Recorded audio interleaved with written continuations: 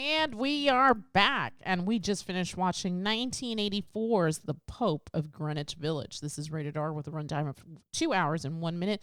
This is directed by Stuart Rosenberg, with writing credits to Vincent Patrick, who wrote the screenplay based off his novel, The Pope of Greenwich Village. This stars Eric Roberts as Paulie, Mickey Rourke as Charlie, two cousins who unknowingly rob the mob and face the dangerous consequences, according to IMDb. We caught this on Hoopla because we are trying to support our public library, but you can also find this film on MGM, Pluto TV, and Tubi, and also to buy on Prime. Have you seen this before? I've seen chunks of it, especially that ending. Was this your first time, like from start to finish? First time from start to finish, What'd you think? I got a better impression of it this time than just watching the chunks, because I would say my previous encounter with this movie was I was probably in high school. It was on TV at like 3 o'clock in the morning. I should have been sleeping. And I just remember, Charlie, they took my finger, Charlie, or they took my thumb. Yeah. That's all I remember of that. And then years later, I remember flipping through the channels and seeing the ending on TV where Burt Young's character, Eddie, drinks a cup of lye and goes crashing through a window. And then the film just ending. And me looking at you and going, was this actually a comedy?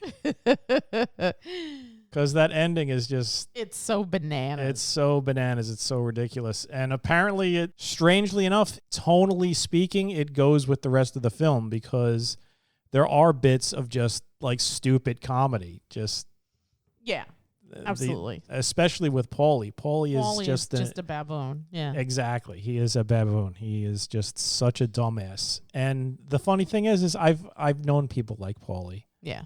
Yeah, we all have. Yeah, just the wannabe tough guy, the wannabe guy who he's sort of like the living example of the Dunning-Kruger effect, where he really thinks he knows more than he does. Yeah. He has a very inflated sense of self. Oh my God, yes. But yeah, this was my first time sitting through the entire thing. So I saw this in the theater around this time, 84. I was definitely into both lead actors, but this was kind of an interesting watch because it's not really like a romantic kind of situation. It's more this character-driven story of these two cousins, and there's a lot of themes here about loyalty and ambition and trying to rise above your current situation. And so all of that flew over my head. I think when I originally saw this, it was because there's these two handsome men in this film, and well, I think they're both sort of at the beginnings of their careers. I think they had done stuff previously to this. I think Mickey Rourke is definitely, this is one of his first films, or within like 5 or less. He still had his original face. Yes. And I think Eric Roberts had done maybe a little bit more work, but also this is sort of at the beginning of his career. So it's interesting to see these guys. I think at one point when we were watching it, I think I turned to you and I was like, wow, they were both so incredibly young here. Yeah. Although Eric looks good now. Yeah. Eric Roberts has aged well for a guy that works as hard as he does. Thank you for mentioning that. This is Eric Roberts weekend. We're going to pair this with another Eric Roberts film, Nobody's Fool, which didn't get the love that I expected it to at the table, but that's okay. This is a completely different movie from that, but I think that his performance here is just absolutely stellar. I think I turned to you just recently and was like, how did he not get nominated for a supporting actor? Because his performance is electric. Mickey Rourke is good, but I feel like Eric Roberts is absolutely the standout here. Yeah, I would agree. He never stops moving, and he plays this dumbass so well. seriously, Paulie is just such a dumbass. He looks like a dumbass. He acts like a dumbass. And just the nuances that he gives the character, Yes. the little mannerisms, and the fact, like I said, he's just constantly moving. He has this sort of like nervous bravado about him the entire time. That's like an interesting combination, nervous bravado, because you don't really see that at all, ever. Right. And he pulls it off. He does a great job playing Paulie. And you wish Charlie would just get the hell away from this guy. But at the same time, you're like, but he's Paulie. Charlie, he needs Charlie's help. And you feel a little bad because, he's such a dumb. He does need Charlie's help. And he's constantly pulling Charlie into these harebrained schemes, and that's where we get the crux of most of what's going on in the movie. Although I feel like there's a lot. I mean, it's not just the ending that just sort of like ends abruptly. There's a lot of stuff that's going on, a lot of setup, and it just sort of drops off. The pacing of the movie is very strange. What did you think of the story itself? It's kind of interesting because I feel like it's not your typical sort of crime drama or even like buddy picture. I mean, you could sort of lump this in sort of like a buddy scenario because of the relationship between Paulie and Charlie. Although they are cousins, they're related, so there's this bond through familial ties. Whereas you think of like let's say Midnight Run, where you have De Niro and Elliot Gould playing these two guys Charles who Grodin. are forced into this Charles relationship. Grodin. Sorry, Charles Grodin. What did I say? Elliot Gould. Elliot No, I meant Gould. Charles Grodin. Sorry. Whoops. And so theirs is kind of, to your point, how you always say the earned experience, the earned relationship. Here, out of loyalty, Charlie not only puts up with Paulie, but to some extent even looks out for Paulie because nobody else is going to look out for Paulie. I don't even think Paulie looks out for Paulie because he's just acting all erratic and nonsensical at times and really just engaged in some very silly behavior that only gets him into more trouble. Yeah, Paulie is Charlie's burden. Yes, that is a great way of putting it.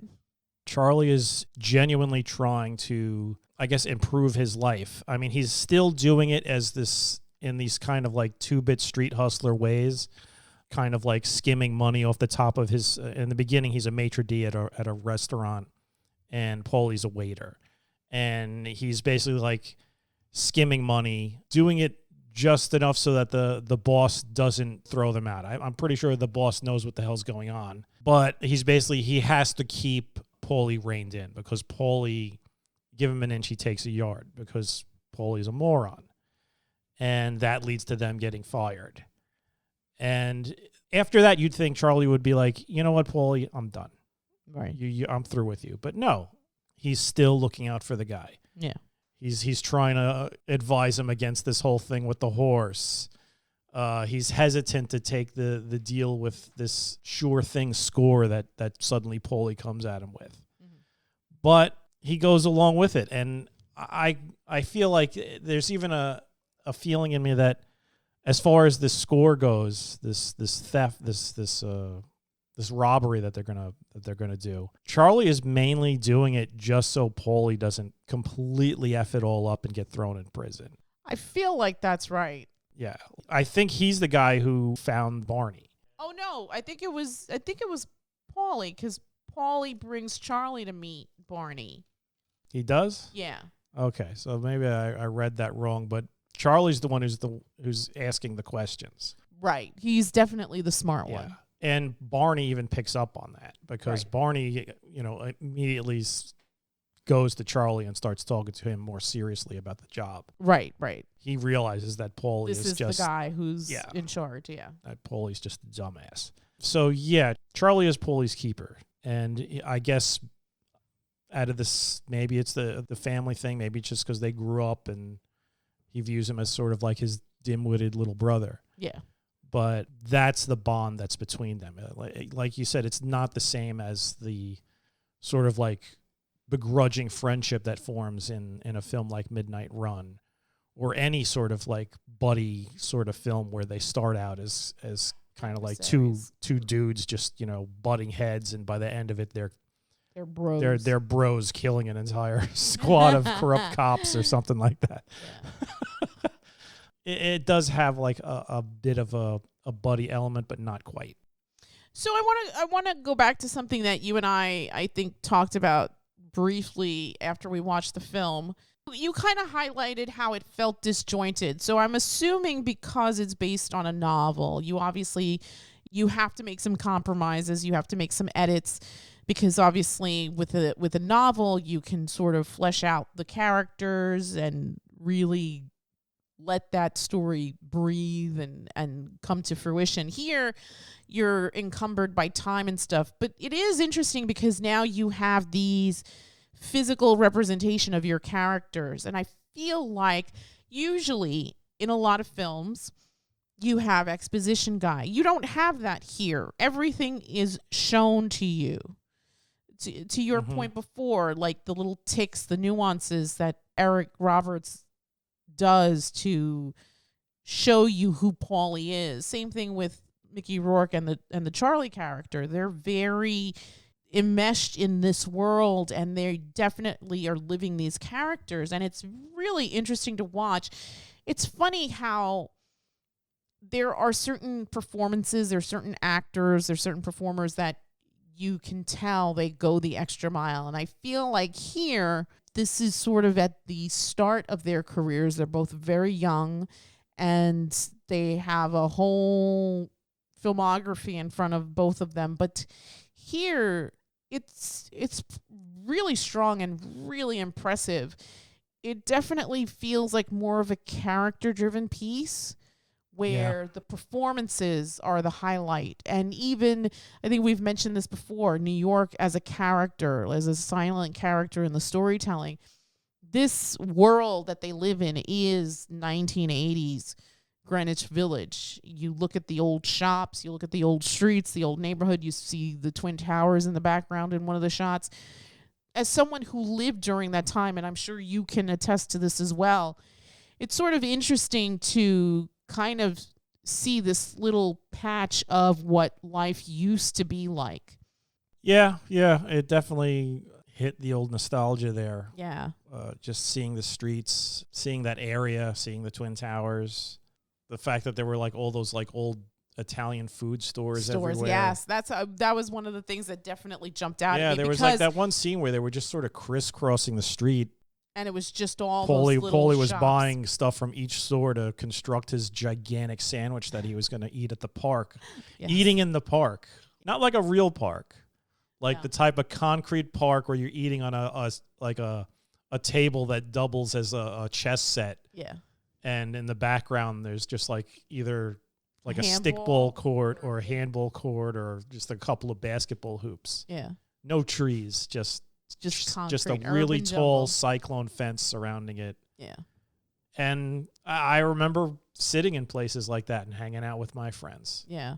And just, it's funny. I mean, obviously, if we took a trip out to these streets today, they would be vastly different. This is, again, we're coming off the 70s, early 80s New York. It's a little run down. It's a little seedy. It's a little dark. It's a little dingy. Now you have $1 million apartments, and it's different. It's different. It's definitely got a different vibe. And I think that's something else that gets captured really well in this film, the whole tonality of early 80s in that part of New York. Mm-hmm. Yeah, I agree. What did you think of the progression of the story? So, I mean, I feel like we can give away spoilers here. Again, this is a story of two cousins who are young men in Greenwich Village just trying to get by, trying to get to the other day. I think Charlie has ambition, but he seems like he's stuck in this rut. He doesn't know how to get out of it. Charlie's already been married. It didn't end well. He's separated or divorced from his wife. He has a kid that he barely sees. He is now living with this woman, Diane, played by Daryl Hannah, who is I feel like they have a strong attachment to each other. I don't know if it's love, but she desperately wants him to change, and she desperately wants him to not rely or be involved with Paulie so much. Meanwhile, Charlie does have ambition, does want to better himself, but just isn't equipped to it. I mean, I don't know, maybe lack of education, maybe lack of opportunities or experience. I'm not really sure, but I think his main problem is Paulie. yeah, Paulie is the thing that holds him back. He feels this sort of obligation and loyalty to Paulie. Even when it hurts him. Oh, yeah. He's basically sacrificing his own life so that he can keep an eye on Paulie. And he has these dreams of buying like a restaurant in some suburb Little upstate or New England wherever it town is. yeah. And he honestly thinks more of himself than he probably should. He was like the maitre d' at this place. And he was always dressed to the nines. He was always, much like that speech. It's funny, you were talking about that afterwards, that speech where Paulie's talking to his dad and he's like talking about his lifestyle. And I feel like to some extent Charlie does too, because he dresses for the job he wants, not for the job that he has. Right. And it shows it when he walks down the street and he runs into that guy, and the guy's like, hey, I can give you a job waiting tables at my place. And he's like becomes insulted. deeply offended Yeah. to the point where he's like kicking the guy in the butt and stuff.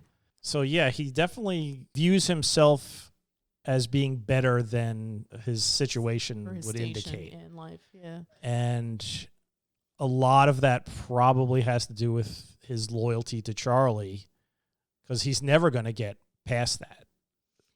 Charlie is always going to hold him back, and Diane sees that. Yeah. And she takes action at later on in the film. she's pregnant with Charlie's kid, and Right. she's basically like, listen, the money in the shoebox, I'm taking 40 grand of it, or 45 grand. You And, five yeah, you keep 5,000's five. enough. You can keep 5. I'm taking the rest. That should. And I love that she says, and I don't feel bad about it because it's for the baby. Yeah, I don't feel bad about it. This will give me and your child a Good start. A good start. And he's just left in the apartment, just smashing it up, getting all frustrated. Because he he worked a hard dumb- for that money. Well, There's yeah. a murder involved. I mean, accidental, but there's still a murder involved. Yeah, I mean, it wasn't really a murder. It was that's like another thing. It's everybody is inept. Everybody's Yes. incompetent. The cop literally kills himself. Like the only thing they did, like I think one of them yelled something like "put the gun away" or something like that, and the cop just started shooting wildly and then fell down an elevator shaft. Yeah, started walking backwards and fell into an elevator shaft and died. It's like and unalived himself. and he's sort of like another guy who's basically like, yeah, I'm smarter than everybody else. I got it all figured out. I got my wire. I got all the stuff on tape. I'm going to take down the police and the mob. Right. I've And got yet- my insurance, and by this time next year, I'll be in Arizona. Yeah, I'll be living in pretty. Arizona. My mom will be all safe and happy. I'll be safe and happy. And he ends up walking backwards into an elevator shaft.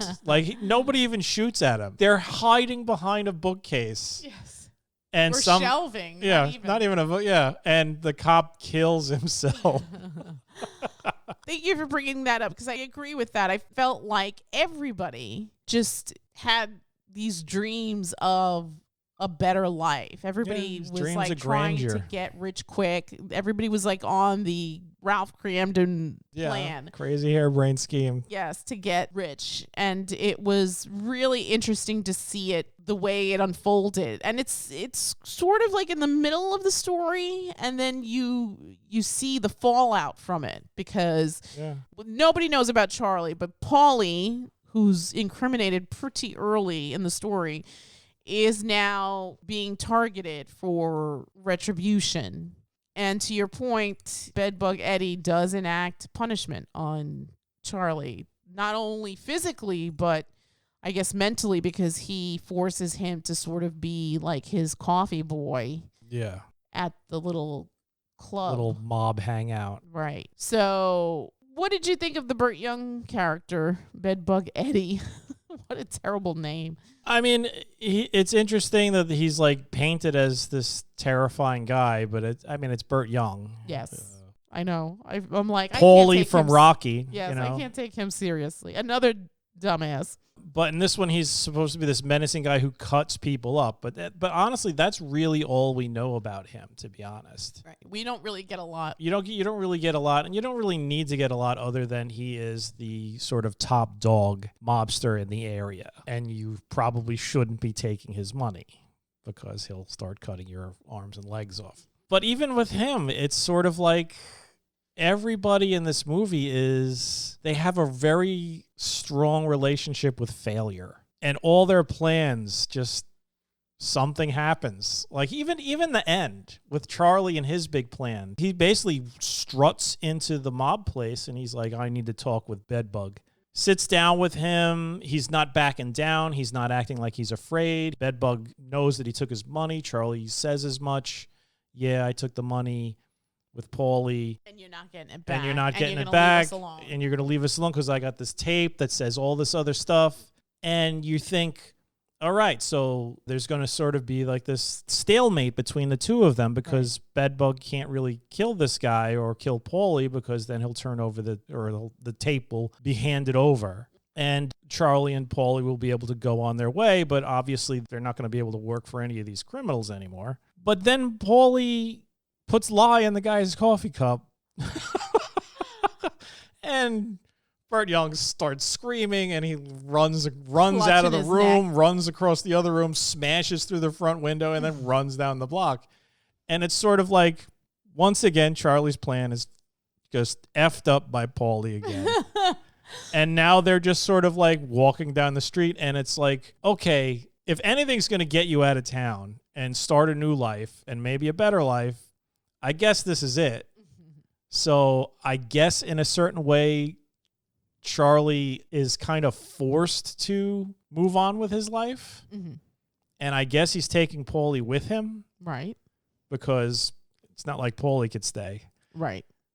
But that's when the film ends. Yeah. It's just freeze frame and credits roll with The Summer Wind playing. Right. Which we hear throughout. It's like the big everybody's favorite song. Yeah. So my interpretation, and again, this is just me spitballing. I haven't read the novel. I have not seen this movie from start to finish in a very long time. But my interpretation was that in that final sequence, it becomes very apparent to Paulie that Charlie has his back. And this could go down one of two ways. They can either get out of there or they're both going to get killed because Bedbug is not merciful, right? He is a mob boss for a reason. And I think Paulie sees it that way. But Charlie thinks... Oh, did I say Charlie? I meant Paulie. No. You did say Paulie, but I just wanted to clarify that Paulie sees it that way, but not Charlie doesn't. Charlie thinks he's got this thing figured out. Yes, but so I wanted to focus on Paulie because I felt like, okay, after the sequence with the thumb, I feel like he goes to Charlie for comfort, for camaraderie, and he's just high on a bunch of painkillers, right? Mm-hmm. And so Charlie feels terrible and starts to take care of Paulie because that's what family does. And so that sequence is kind of interesting because parts of it are funny, parts of it are sad, and you get a real sense of these characters even more. Paulie's always, like, to your point, he's always going to be a burden. He's always going to be a fuck up. And Charlie's job is to be there to pick up the pieces and fix it. And so I think that in that moment of crisis, the only person that Paulie knew had his back, would always be there, was Charlie. So at the end, because he's been the recipient of Bedbug's vengeance, he knows, Paulie understands that this could be fatal. So he decides that he's going to do something. And he's covered because the other guys are in the other room, and Bedbug is focused on Charlie, and Charlie is focused on Bedbug. Nobody knows what's happening here. And he does this thing. He puts lye in Bedbug's espresso, and then just waits. And then all the things that you mentioned before happen. And then they sort of stroll out. They go out on their way. But before they do, Paulie's quote unquote uncle basically says to him, you got to go. Because now you've opened up a whole can of worms, right? Because this guy, and that's another thing. There's like all this ambiguity. Did Bedbug get killed? Does he die? Does he not die? Is there like this whole network of other mobsters that are going to extract revenge? Is anybody within this little crime family going to extract revenge? Like, what's going to happen? So it's very open-ended, and it's kind of frustrating because I feel like for the most part we want our stories wrapped up nicely. We want resolution. Yeah. You don't really get resolution here. It just abruptly ends. Yeah, you don't know if Charlie's and Paulie leave. You don't know if they get killed before they leave. Right. So anything can happen. Anything could be happening. It's sort of a non-ending. Yes. So that in that sense, as a viewer, it's kind of frustrating because again, we want resolution. We want our stories to wrap up nicely. But I feel like it sort of blends in with the frenetic pacing and energy of the film because again, this isn't really about story so much as it is about these characters. This is a very character-driven performance piece, as far as I'm concerned.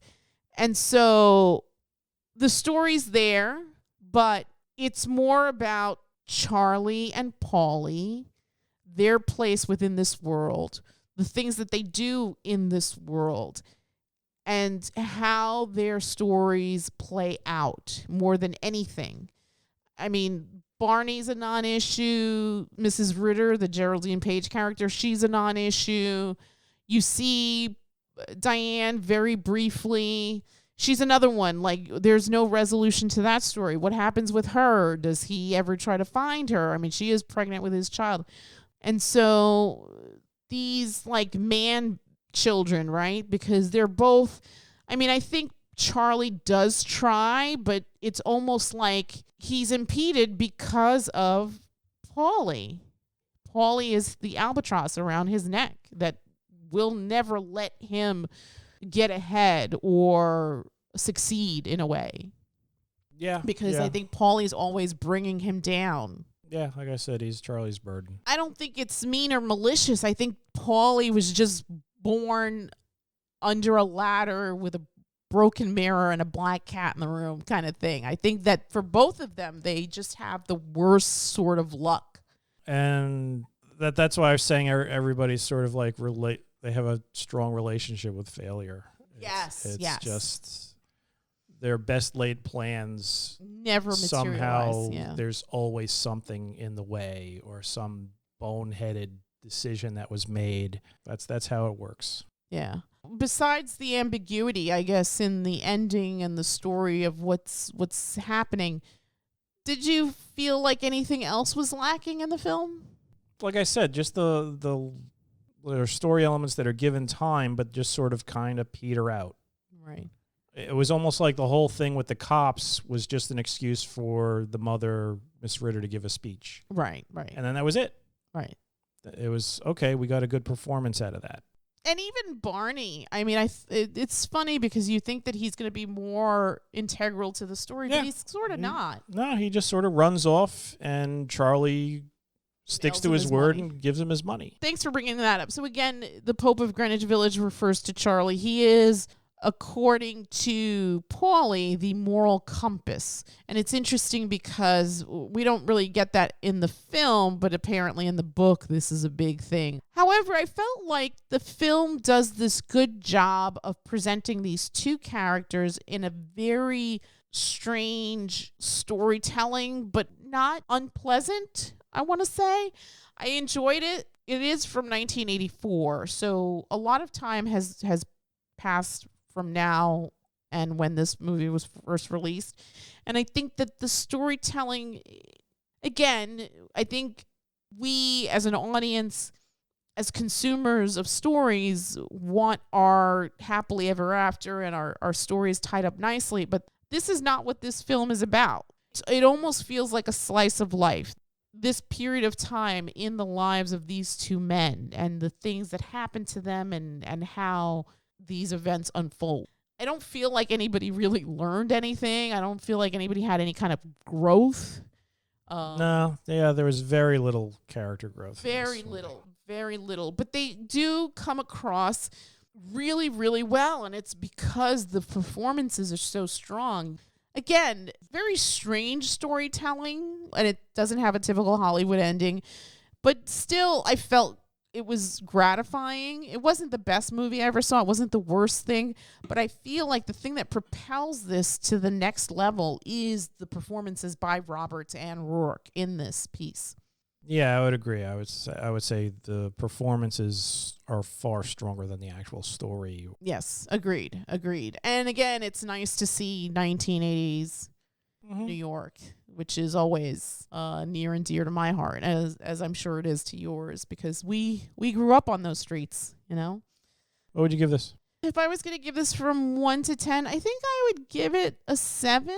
Maybe I'm being generous, but I enjoyed the watch. Eric Roberts they were both really, really good, but I felt like Eric Roberts' performance was just next level. Like, he really should have gotten nominated for an Oscar.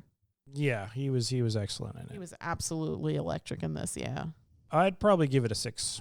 A 6, okay. Yeah, like you mentioned, the performances are really good. It's nice to see old New York. Well, nostalgic New York for us anyway. Yeah. Yeah, I would probably say Roberts is the standout performance in it. He is just kind of all over the place. Like you mentioned, after his incident with his thumb, there's like a scene where he's in Charlie's apartment and he realizes what a wreck it is. And he finds out that Diane left him, and he starts giving him like this lecture about how to treat women.